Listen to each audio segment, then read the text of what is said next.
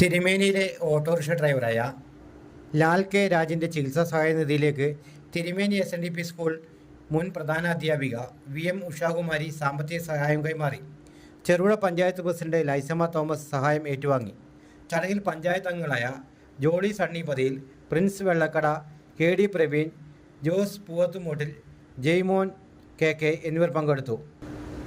ചികിത്സാ സഹായ പ്രവർത്തനങ്ങൾ കൂടുതൽ ഏകോപിപ്പിക്കുന്നതിനായി 100-അംഗ കമ്മിറ്റി പ്രവർത്തനം ആരംഭിച്ചതായി സംഘാടകർ അറിയിച്ചു. നമ്മുടെ ലാൽ കെ രാജിൻ്റെ ചികിത്സാ സഹായ കമ്മിറ്റിയുമായുള്ള ആലോചന യോഗത്തിന് വേണ്ടിയിട്ടാണ്. അപ്പോൾ നമുക്കറിയാം, നമുക്ക് 15 ലക്ഷം രൂപയോളമാണ് നമുക്ക് വേണ്ടത്.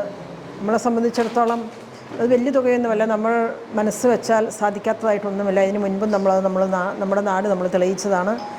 അപ്പോൾ എന്തുകൊണ്ടും നമുക്ക് എല്ലാവർക്കും കൂടി ഒത്തൊരുമയോടെ ഒറ്റക്കെട്ടായി ലാലിന് വേണ്ടിയിട്ട് നമുക്ക് പരിശ്രമിക്കണം.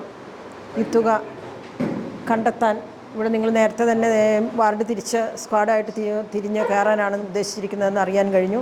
അപ്പോൾ എല്ലാ രീതിയിലും ചെറുപുഴ പഞ്ചായത്തിൻ്റെ ഭാഗത്തു നിന്നുള്ള എല്ലാ സഹായ സഹകരണങ്ങളും ഈ അവസരത്തിൽ ഞാൻ വാഗ്ദാനം ചെയ്യുകയാണ്. ഒപ്പം നിങ്ങളോടൊപ്പം സ്ക്വാഡ് കയറണമെങ്കിൽ അതിന് ഞങ്ങൾ മെമ്പർമാർ ഞങ്ങളും തയ്യാറായി ഞങ്ങൾ നിങ്ങളുടെ കൂടെ വരും. എവിടെയാണ് പോകേണ്ടതെന്ന് പറഞ്ഞാൽ ഞങ്ങളുടെ സമയമനുസരിച്ച് അതിനായി ഞങ്ങൾ പരിശ്രമിക്കുന്നതാണെന്ന് ഈ അവസരത്തിൽ പറയാൻ ആഗ്രഹിക്കുകയാണ്. അപ്പോൾ നമുക്ക് ഒറ്റക്കെട്ടായിട്ട് മുൻപോട്ട് പോകാം.